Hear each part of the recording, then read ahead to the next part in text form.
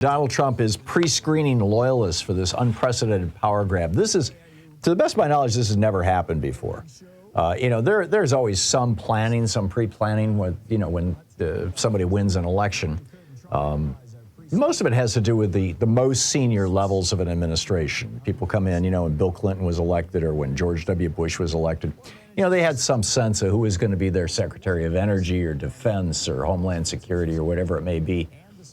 Homeland Security did not exist when Bush was elected, but you get my point. But here, he's putting together a pre-vetted, pro-Trump army of 54,000 people. Now, the way he's going to work this is with this Schedule F thing that he put into place in the weeks before he left office, and that Joe Biden reversed. He undid it. Trump is going to reinstate it by executive order and alter the I was going to say selective service. The entire federal government. And the way he's going to do this is by taking all the senior level people from and not just like the head of the EPA and the head of Social Security and the head of the IRS and whatnot, but several layers deep, and just turn them all into basically employees at will rather than civil service employees. The whole civil service thing was created in the 1880s. I believe it was under President Grover Cleveland, if I'm remembering correctly. I could be wrong of it, but it was in that era. And the problem was, and a lot of this came out after the Civil War in particular, the problem was that basically administrations, in fact, actually some of this went back to Andrew Jackson's administration in the 1830s, that particularly corrupt presidents and administrations were basically selling jobs. Oh, you want a job in the Department of Defense? Cool, give me a $10,000 campaign donation or whatever, take me on a nice vacation and I'll give you that job. And it had gotten so bad that, by the 1880s, keep in mind, this was the era that led to the Sherman Antitrust Act. This was the era of the oligarchs. This was the Industrial Revolution was really kicking into steam. It got so bad that in state after state, and this was a big thing in the 1880s, 1890s, and early 1900s, state after state amended their constitution to allow for citizen initiatives. So that, ballot initiatives. Now, there's only about half the states that have these. But, the states did this because they were sick and tired of having corrupted, bought-off legislatures. The civil service was part of that, part of the solution to that problem, not specifically the problem of members of the Ohio legislature being bought off, for example. But the civil service was, a way of depoliticizing jobs within the federal government.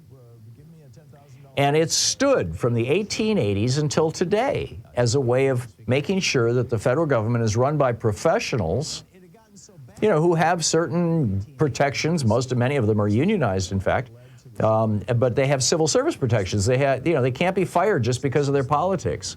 They can't be fired because, of minor or irrelevant things. You've got to have, a reasonable cause to fire them. Well, Trump wants to do away with that. He wants to take us back to literally back to the 19th century. And say, all of these people, 50,000 federal workers. Now, there's 2 million federal employees. So this is, the cream of the cream, right? The cream of the crop, excuse me, the cream, the top levels. He wants to be able to fire all of them. Now, clearly, part of this is because, he went to the Border Patrol and he said, start shooting people in the legs. And they said, no, we can't do that. It's against the law. He went to the IRS and said, I want you to, investigate my enemies. Well, they did. They investigated 2 of his enemies. But, that was about it. They went after, as I recall, Peter Strzok and another one of the FBI guys. Name is escaping me at the moment, but and with the IRS, and that's another story that has fallen off our radar screens. This is what But generally speaking, you know, the IRS said, no, we're not going to, you know, we're not going to do your Nixon enemies list. He went to the Department of Defense and he said, you know, shoot people in the streets. And they said, no, we won't do that. He said, you know, seize the voting machines. They said, no, that's not our, you know. Well, now he's going to replace all of those people who said no to him, those people who defended American democracy against the impulses of a wannabe dictator. He's going to replace them all the first day he's in office. And he'll have 54,000 complete toadies following him. This will literally be the end of the American experiment. And he's bragging about it. And the speeches he's given that are written by, you know, Stephen Miller in large part, or according to press reports anyway, these speeches are just openly Nazi, using language like vermin to describe, you know, radical lefts, tear down the American dream, you know, providing people with a rationale and excuse to basically kill, or at the very least imprison, the people that they have dehumanized, that they no longer view as human beings. So how are they going about this? Well, it turns out that Oracle, the giant tech company, was contracted by these folks to do a deep dive on all these 54,000 people who they are considering for these jobs. And one of the things that they're doing is they're going through their social media history vigorously. Did you ever, 14 years ago you posted something on Facebook that didn't seem like you liked Republicans. Okay, you're out. Or if you ever said anything against Trump, forget it. You don't have a chance. They're looking at filling people for the legal system, the judicial system, the Defense Department, the regulatory agencies, and the domestic policy jobs. Trump calls this Agenda 47 because the next president will be the 47th president. Much of this is being funded by the Heritage Foundation and their Project 2025. They've already published a 920-page policy book that had 400 contributors, including Stephen Miller.